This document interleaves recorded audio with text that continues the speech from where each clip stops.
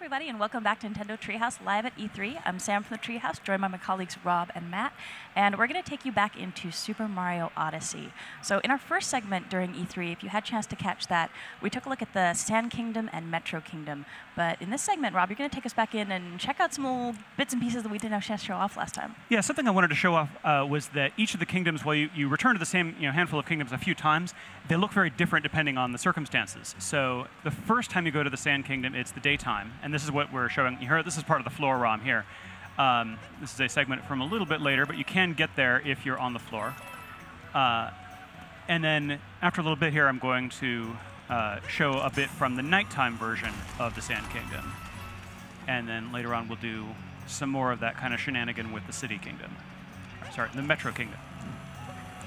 I think that's one of the things that's really impressed me over the course of development watching this. Oh no, Mario! Sorry. That's okay.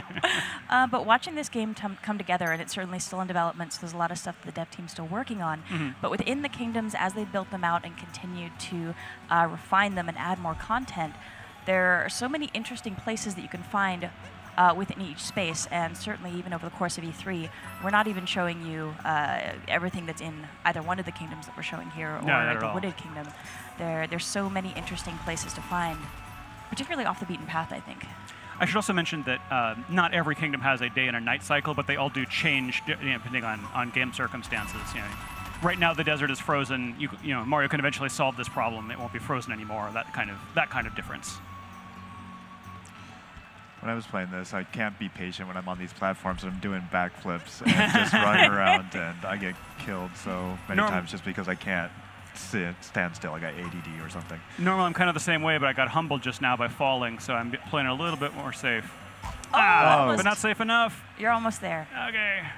There we go. So one thing I want to mention for folks who are watching, our last segments we were using the Joy-Con Plus wrist straps, but in this segment we're going to be using the Pro Controller. That is fully supported, as well as any other controller option that we've got available for the Switch. So we're mixing it up a little bit here just to show you how smooth the controls feel with Pro as well. Yeah, so this is the Moai habitat, home, logically enough, of the Moais. That's these guys. Are awesome. They're kind of shy. Run away!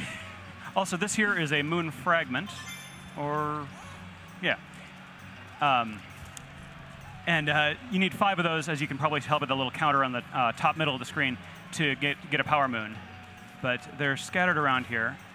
And the other thing that's significant about Moais, besides their being extremely shy, and having fantastic fashion sense. Yeah, is that they are capturable, and which means mustachable.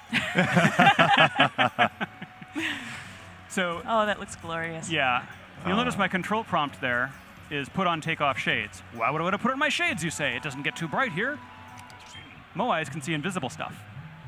So that little moon fragment there that's hovering over the poison lake of awful is totally gettable.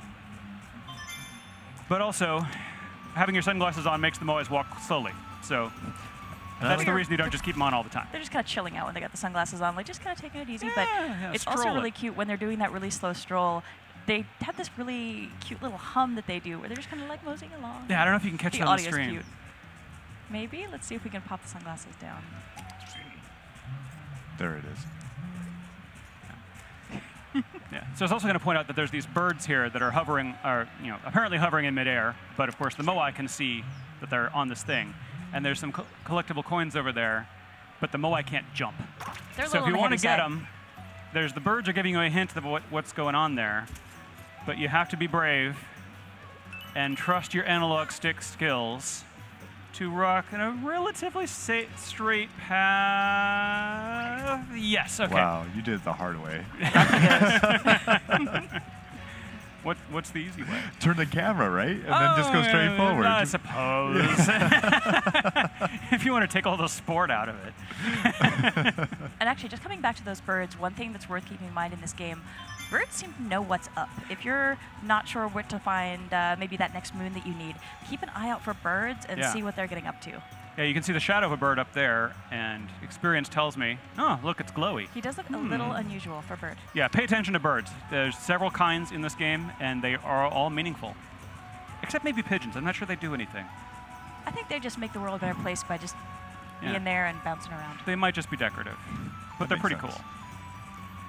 Yeah. So looking around for more bits of moon fragment. Oh yeah, we've got Bowser's footprints there as well. Yeah, Cappy is, if you haven't seen our earlier segments, then that's Cappy, who is your actual hat in his native form of a white top hat. These birds seem to be reminding me, oh, there's a moon fragment up here. And then let's head over to this conspicuous elevator spot here. So remember that? Sorry? Oh, no, you go ahead. I was just going to remember, Moai can't jump, so they need these elevator things. And look, birds hovering. Yep. So just as a quick recap for folks who are maybe coming to us a little bit later on over the E3 process here and not sure what Odyssey is all about, this is a Mario game that's really in the spirit of Super Mario 64 and Super Mario Sunshine. So we're coming back to this kind of sandbox style of Mario engineering where we've got these really fascinating spaces that are really densely packed with content that you want to surprise yourself by tracking down new things, experimenting.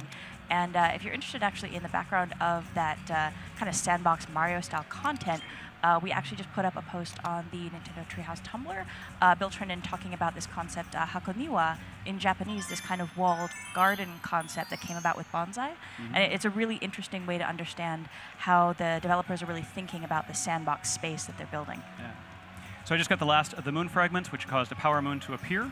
And now I'm going to abandon this guy up here where he will never, ever escape. How does he get down? He doesn't. He might have a family down there, man. And I'm just going to be hearttless about it. I'm He's sorry, cool. buddy. He's put on his shades. He's chill. We won't forget you and your sacrifice. I will. Oh, dude.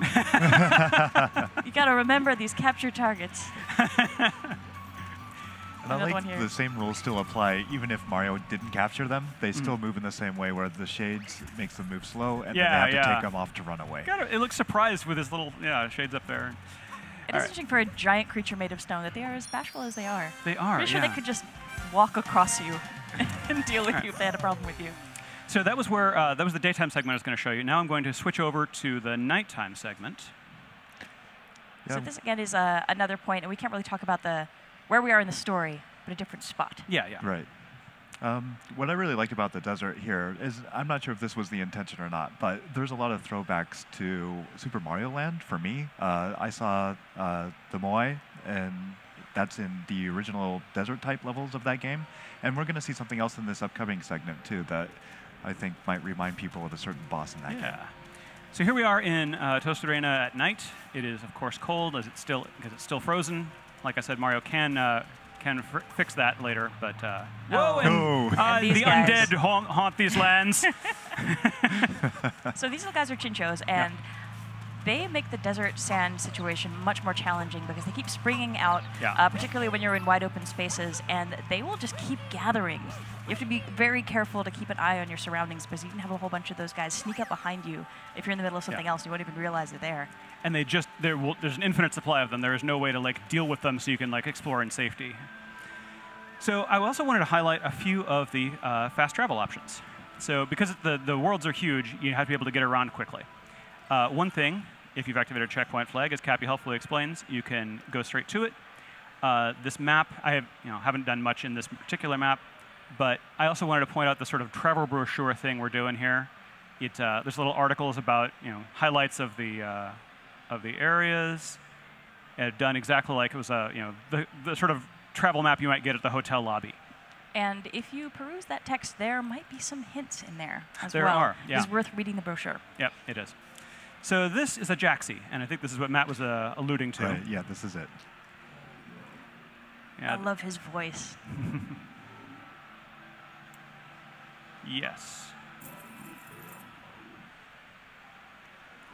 So Jaxis are a very fast way to travel and not entirely relaxing. Exhilarating. Yeah, let's go with exhilarating. Yes. Giddy up. So they are very fast. And they can just plow through the Chinchos, which is nice. But they're okay. You can, as the button tells you, you can brake. They're immune to the poison. You can brake, but you can't brake for very long. So you basically just use it to make quick corrections. I wonder if we can swing the camera around to show when he breaks, because his animation when he breaks is really cute. Yeah. Why are you making me go slow? And Mario just barely holding on. Yeah, his facial expression when he's riding the Jaxi is pretty priceless. Yeah. And these little spots that we'll see here with the bench and the little signpost, those are actually Jaxi stands. Yeah. So if you need to call back your Jaxi, that's a convenient way to do it. Yeah, if I go into this building and come out, the Jaxi won't be there anymore, but I could summon him again at the Jaxi stand. And it's honestly really fun to just like whip around this kingdom on the Jaxi. Yeah. It's a lot of fun, but be careful about edges and cliffs. There's also one Jaxi-specific sublevel that I am probably not going to attempt today because I'm terrible at it. But you'd have to have really good like Jaxi steering controls. Yeah, I think if you thought that whole penguin slide in 64 was hard, wait till you try the Jaxi maze. It is not for the faint of heart. All right, so here's bullet bills. Got to capture those. As we mentioned earlier, bullet bills are one of the capture targets you can't hold on for very long because they do tend to explode. And they have this nice little headlight up front, which is really nice when you're trying to do this precision steering in a space like this. So you can kind of line up your positioning, and then maybe you want to give yourself a speed boost. You can do that and feel confident about where you're heading. Yeah. All right, so now there's another cannon over here. Basically, every time you see a platform in this particular area, you want to trade out your bullet bill because you need a fresh one. And I decided to be a daredevil and grab this, and conveniently my enemies destroyed each other. But you really do want to grab all these coins. Yeah. Another little bit of recap. So we've got 2 different kinds of currency in this game. We've got the gold coins, traditional Mario coins, which you can collect in any of the kingdoms, and you can spend those in any of the kingdoms as well at the Crazy Cap shop. But then those purple coins are the regional currency, and you can only collect those and spend those in the kingdom that they're from. Yeah. But there's a lot of dang it. Oh, Mario, no. I got confused about left and right there for a sec. I was about to say, like, Motokuro-san yesterday talked about the reasoning behind that, and me going to foreign countries myself and dealing with different currencies depending on where I'm at, I thought really made sense, and I thought it was a really cool touch.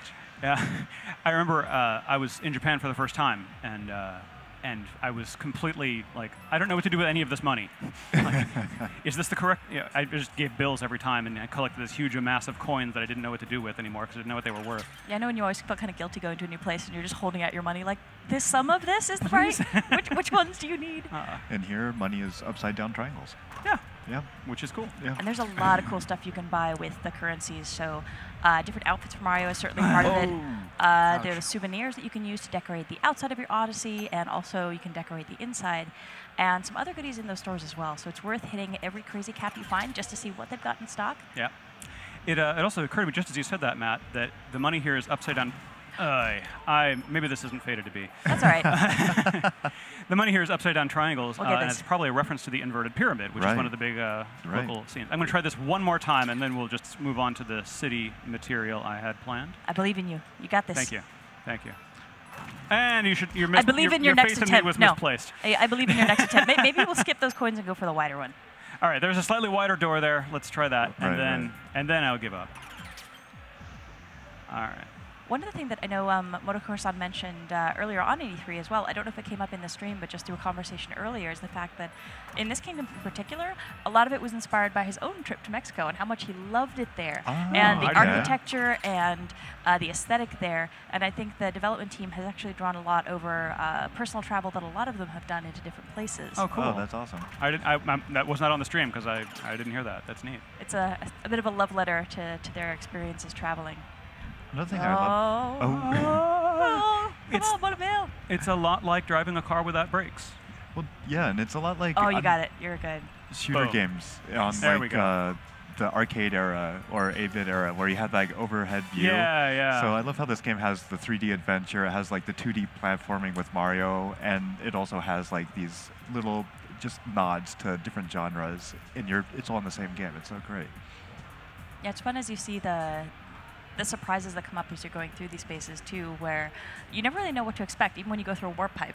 Right. And it could really be anything, and it could be something very strange or very unusual that you hit there. But I don't know, it makes you want to explore. I mean, you could just like race through and finish the game and save Peach, but you know, she's hopefully okay to wait a little minute while you She's done this before. do some traveling. She's good. Got to enjoy your trip, right? Oh, and Pauline there, of course. So Mayor Pauline. Mayor Pauline, yes. So here we are back in the Metro Kingdom, and it's daytime, which is where the floor demo gets you. And we're going to use some regional coins here because there's a level that you can only get to if you have a certain outfit. So I'm going to grab all my regional coins that I can find. And there's actually a really interesting little audio cue over there a little further. I wonder if we can go back and hear Oh, that. back over this way? A little bit further back the way you came, but that's actually a little audio cue that tells you a moon is nearby. Little sparkly I don't know if sound. we want to go hunt it out now, but Yeah. it's worth keeping an ear out if you happen to be here at E3 and you're playing the demo. Yeah. If you start hearing this little noise, Oh, I think I I see saw right something there. kind of Yeah. spinning around there, Mhm. yeah. Yeah, it pays to play this game with headphones. All right, so here I am turning myself into electricity to travel by wires, as everyone does in the city. And let's see, here's a couple of regional coins. And I believe that's actually a portrait of Mayor Pauline on the coins, Right. which is cool. yeah, I think Yeah. she's a very beloved civic servant. Yeah, When you talk everyone's- to folks here, a lot of folks in New Donk City have lovely things to say about Mayor Pauline. And yeah, she seems like she's doing a great job running the city. Yeah. Right. There's one lady who wants to talk about how much she loves her hat because it's just like Mayor Pauline's hat. Ooh, Ooh. nice. Inspiring fashion, She is. trend-setting. But I like that there's so many little nods to Donkey Kong in this space that you got to think, okay, Pauline, like they're on good terms now. Yeah. Oh, and I was mentioning fast travel options here. Another one, of course, is the motor scooter, This is cute. which is certainly the most stylish way for Mario to get around town. And actually a really nice execution of HD Rumble as well. Unfortunately, we can't really communicate that clearly to folks who are watching, but it actually feels like you're riding a scooter. You feel that rumble in your hands as if you were holding onto the handlebars. Yeah. It's pretty lovely. Mario's not the best driver. No. He also does not approve of pylons. His practice is all in You see driving the bullet little rat bills. there? Yeah, there's rats here in this otherwise fantasy city, which is very strange to me. Oh, I know where there's some regional coins. Let's go over here and become one of these guys for no really good reason except that it's super fun. Oh, actually, while we're nearby, should we maybe pop by to show folks why you're collecting these coins? Oh, the crazy cap? Because we have a purpose. Well, I will show them when we get the outfit. Okay. Yeah. They'll figure it out. They're There's smart. Pauline. Yeah, so Pauline, as we mentioned at this point, in our first segment, we talked about how the actual story objective here is for her, help her collect up a bunch of musicians. And I guess I have choices. There's lots of collectible coins all over the place. And I've over-prepared, and I know where they all are now. Ooh, Actually, bass not even player. remotely all of them. Nice. All right, so I needed 15. I've got 15. Get one more for good measure. One more for good measure. That way I can tip the guy. All right. Zoom. Oh, that was another new move there. Right. The sort of power tackle. I can't remember what it's called right now. And you can go into a roll after that, right? Well, yes, you can. Yeah, this is my favorite new move. I love that. Yeah, the roll is fantastic. Yeah. It will quickly become your favorite way of getting from A to B.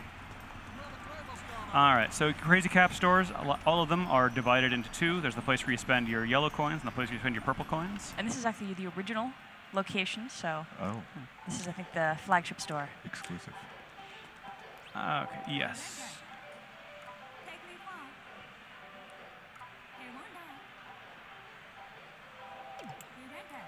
All right.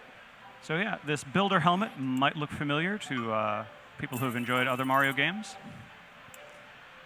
Yes, sir. That outfit is off the chain chomp. Wow. Oh my God, I love that. You heard it here you heard it here first, folks. Oh my goodness. That's got to catch on. All right. So now I am fashionably dressed. Oh, wow. Nice. That's really nice. Yeah.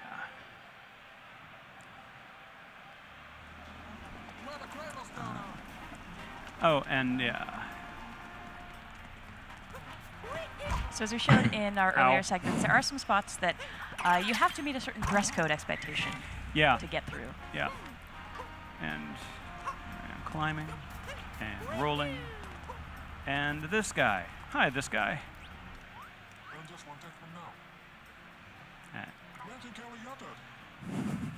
He's a simple little man. I do like the fact that he has no concern at all that you were like running and rolling and bounding over to him, as you would expect a building inspector to do as they're on their way to work. So this is what building inspectors in New Donk City do. They check out the electrical wires for fuzzies, I guess. Oh, fuzzies. Oh, and these guys, I can't remember what they're called right now, but they're bad. Oh, no, no, dang it. Okay. So this treasure chest is filled with coins. A fair number of coins. A lot of coins. Yeah. A lot of coins. Nice. Wow. They just keep coming.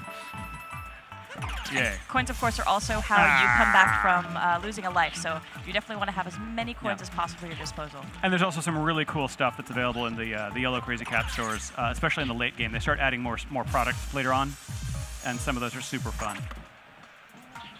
All right, so I have to be careful now. I'm down to my last part. Zoom up here, and then over here, and then back down here, and zoom. A lot of zooming. It is cool to be electricity. All right, and then over here, All right. we've got moon fragments.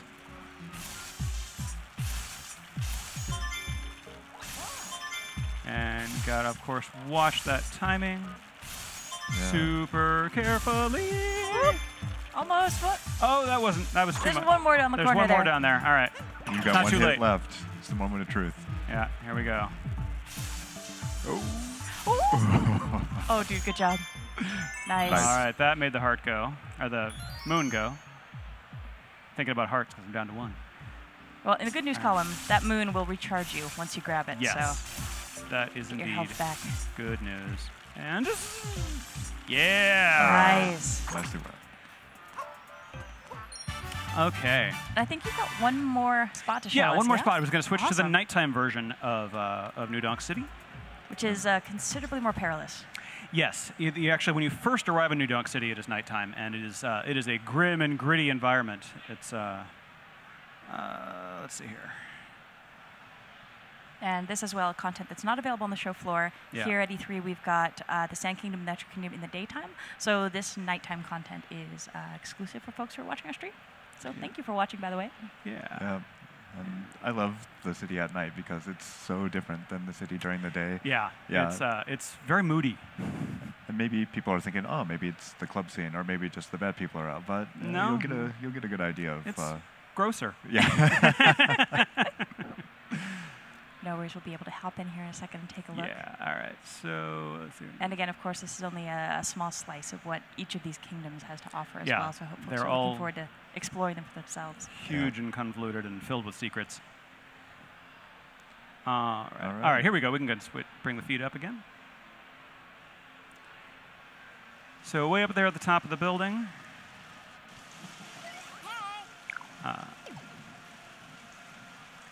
All right, so this is a THL specific ROM that is already activated the checkpoint flag.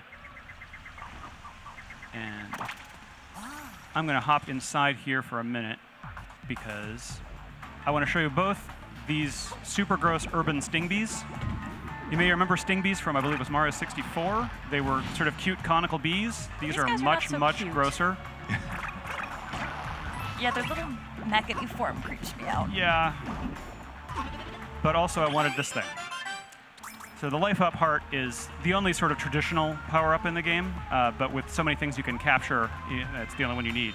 I also There's love so many different ways you can get powers in this game. The fact that Bowser is just advertising his wedding by postering all over all of these kingdoms Yeah. is it's an interesting choice. Yeah. And he paid someone to put a lot of them up, but not well enough to put them up right. They're all peeling off. Yeah. It feels very Bowser. So I love the rain, and like some of it collects on the screen, as you can probably see, which is super cool. They've All really right. done a fantastic job with the water effects. Yeah. And yeah, New Donk City is kind of eerie in its rainy darkness. You can hear a lot of sirens in the background. There's obviously a lot of bad stuff going on in the city right now. First responders have their hands full because there's a giant robot caterpillar on the building. I think you can deal with that, though. You can just take care of this little problem for Yeah, them. yeah. So yes, this is Mecha Wiggler. I would say this is my absolute favorite iteration of this enemy. Yeah. So good. He's one of the scarier things that's been in a Mario game. But I will tell you, he is the second scariest boss to me in this game. We're not going to show you the other one yet. Oh, we'll talk about that after stream, because I want to know who your Yeah, number one baddie is. yeah. Like when he lands, he gets those little jitters up his legs. So I need to grab a Sherm. That's what these tank guys are called. and quickly blow up the other one so I don't have to deal with him. And then I need to not get shot and turn out all the lights on the Mecha Wiggler. Okay, good, good, good. Nice. He grows. Yay, all right. So now he gets mad, as Wigglers are wont to do.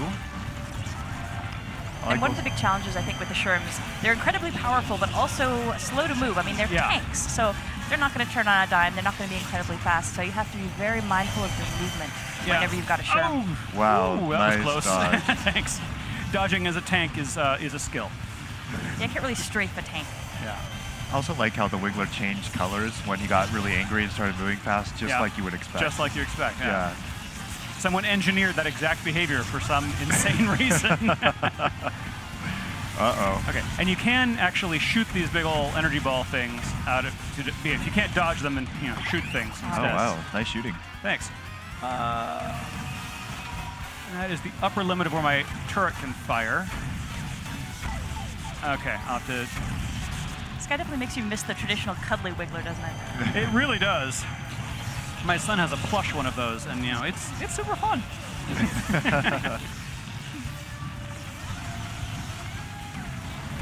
Oh, good luck now. Oh, wow. There will never be a plush of this thing. Oh, down to regular Okay. health. Oh, nice. One more. Oh no! Missed it. Oh, and I'm down to 2. Hopefully one of those has a heart in it soon. Yeah, some of them have hearts. I'm used to having a little more gyroscopic aiming from the separated Joy-Cons, and I'm missing it.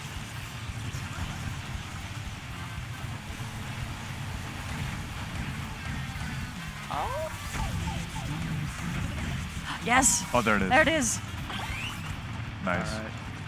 It's so hard too when you're fighting this boss and you have to trundle your way slowly toward a power up. Like, please don't kill me, don't kill me. Yeah! All right. Dude, There we nicely go. done. Thank you. Whew. And we got our Grand Moon. Woo! So that was our Mecha Wiggler, and thank you so much for swinging by and showing us a bit more game content. Yeah. Folks who are watching, please stay tuned. We're going to have another segment coming up in a few short minutes. It's going to be Metopia, so get ready to check out some very strange adventuring. We'll see you in a few minutes. Bye, everybody. Bye. Spin the wheel, take a chance. Every journey starts a new romance. A new world's calling out to you.